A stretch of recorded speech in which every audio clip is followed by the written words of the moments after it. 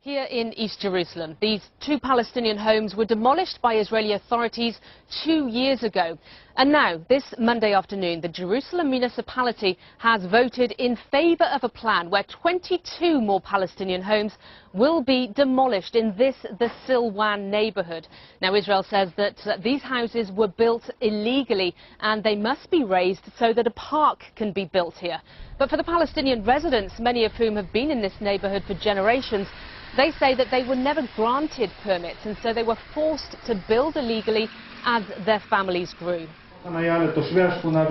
Monday's municipal meeting focused on a building project driven by Jerusalem's mayor, Nir Barkat. The goal is to improve an area that today is one of the lowest and worst in the city, and to develop it to a region, to an area that we can all be proud of.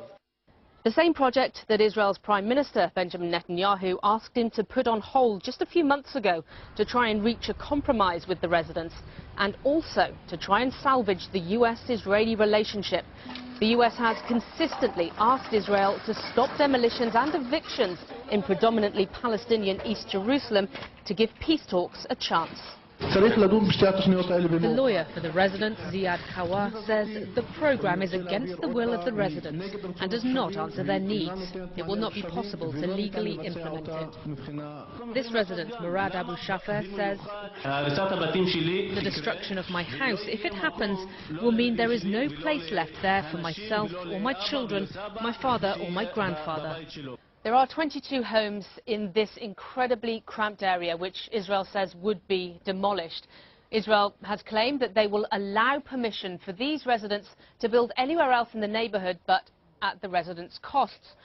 But the residents say that this is where they live, these are their homes, and they don't understand why they should have to leave. This part of East Jerusalem is called the King's Garden by Israelis and is of great archaeological interest.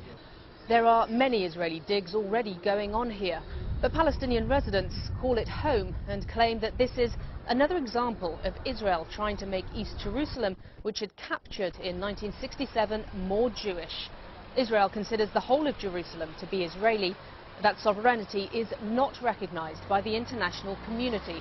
So this tiny piece of real estate is where much of the tension lies in East Jerusalem at the moment. And with today's approval for more demolitions, of course that approval needs to go through further processes. We could even see more tensions between Israel and its main ally, the United States. Paula Hancock, CNN, in the Silwan neighbourhood of East Jerusalem.